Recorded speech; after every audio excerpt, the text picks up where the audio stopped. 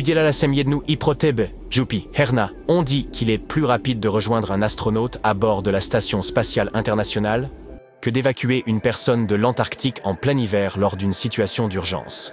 Ainsi, si vous vous demandez à quoi ressemble la vie d'un astronaute sans pour autant être prêt à quitter la Terre, la carrière d'explorateur polaire pourrait vous tenter.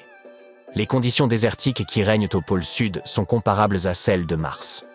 La température la plus basse jamais mesurée y a frôlé les moins 90 degrés. C'est aussi l'endroit où l'on recense le plus de météorites sur Terre. Par ailleurs, durant 6 mois chaque année, le Soleil n'y apparaît pas. Un phénomène comparable à l'obscurité permanente de l'espace. C'est pourquoi la NASA y teste ses robots, élabore les rations alimentaires des astronautes et analyse les effets d'un isolement absolu sur le corps et l'esprit. Les premiers hommes à avoir délibérément passé un hiver en Antarctique y sont arrivés en 1899. Ils étaient 10 à cohabiter dans une cabane en bois de pin dont la superficie équivalait à celle de 2 chambres. Les fenêtres étaient obstruées et le toit, recouvert de peau de phoque, était lesté avec du charbon pour ne pas être emporté par le vent. Malgré des conditions extrêmes, seul un membre de l'expédition a péri. Plus d'un siècle plus tard, cette cabane tient toujours debout et demeure la plus ancienne construction du continent.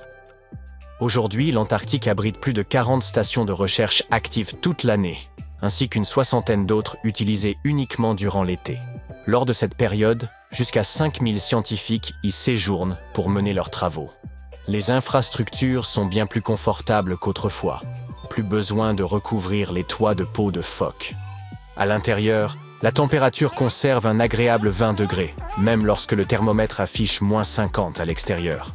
Cette station respectueuse de l'environnement fonctionne grâce à des éoliennes et des panneaux solaires, produisant ainsi plus d'énergie qu'elle n'en consomme réellement. La station belge Princesse Elisabeth conserve la chaleur grâce à l'énergie solaire, à la chaleur corporelle et aux équipements électriques. Son revêtement en métal brillant repose sur un socle rocheux, et ses murs, d'une épaisseur de plus de 50 cm, sont composés de 9 couches de matériaux divers, incluant de la laine, du papier et du bois.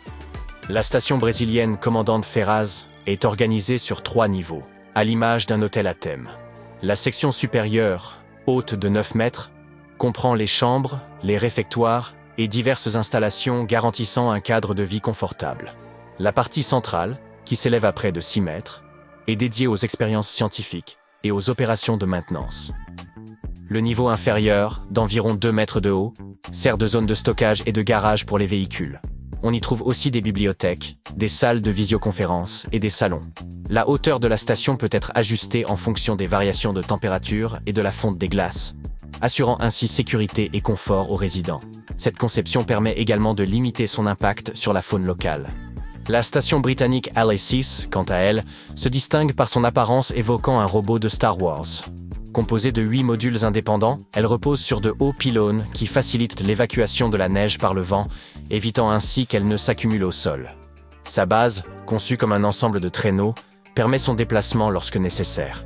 Établie sur un glacier en mouvement qui la pousse lentement vers l'océan, la station doit être régulièrement repositionnée pour poursuivre ses recherches, notamment sur l'atmosphère. C'est la première station scientifique de ce type qui soit entièrement mobile. Certains scientifiques ne résident pas dans les stations de recherche, mais passent plusieurs jours sous des tentes installées sur la glace.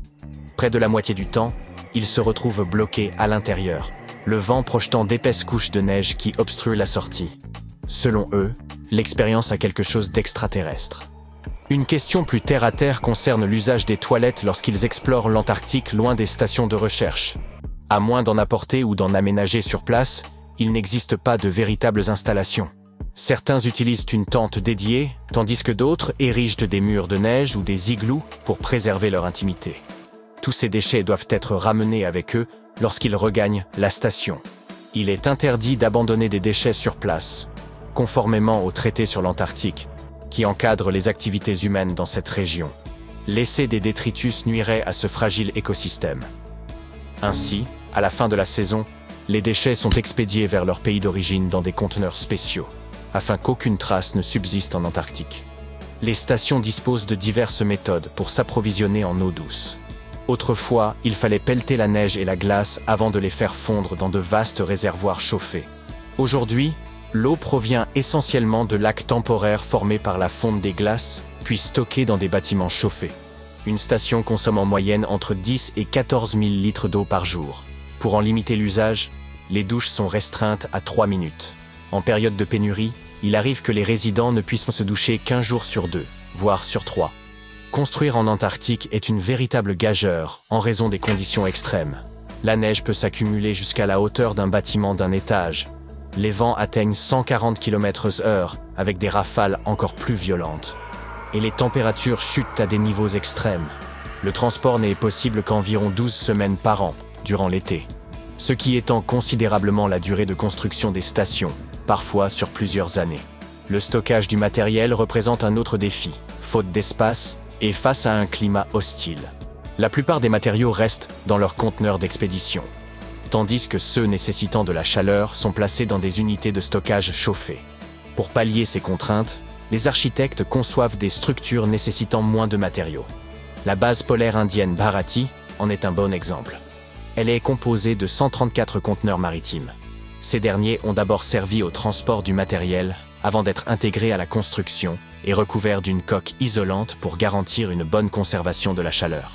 À l'avenir, il pourrait être possible de bâtir des bases antarctiques sans avoir à importer beaucoup de matériaux.